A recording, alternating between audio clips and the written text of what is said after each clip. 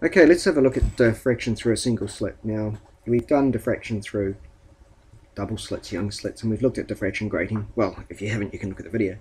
But this is diffraction through a single slit, and we can use Huygens' principle again that in the slit you've got a whole bunch of points which act as sources for a wave. And what we're going to ask ourselves is, and we're going to try and work out mathematically what happens with this. Now, we've got the same setup we had with two slits, and we can split this slit into 4 zones, so each of these would be d over 4. If I take 2 points in the slit that are half d apart, and we have them hit the screen over here, then as before, if we assume that the screen is a long way away and that the lines are for all intents and purposes parallel, then what we can say is that d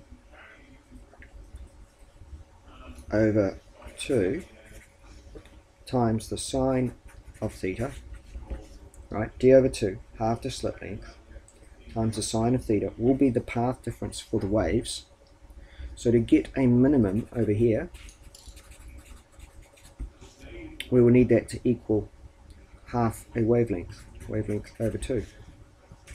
So we can cancel those and say that for destructive interference through a single slit, d sine theta will equal wavelength.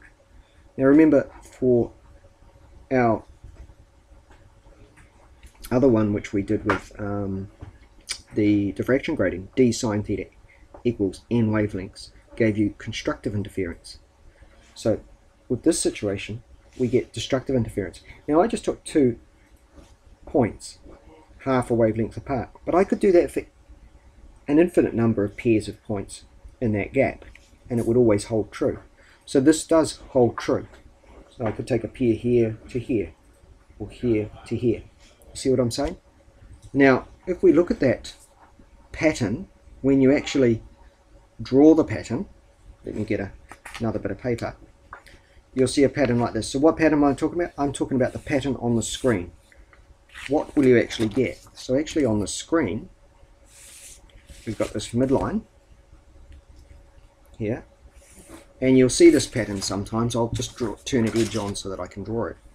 You'll see this pattern and you'll get this central maximum, and then you're going to get your first minimum out to the side. Then you'll get so that's your first minimum at that point. That's your central maximum. So when we look at this here, what we can say is that relationship that we just got, and that is that sine theta is going to equal wavelength over d. Okay, we just said that d sine theta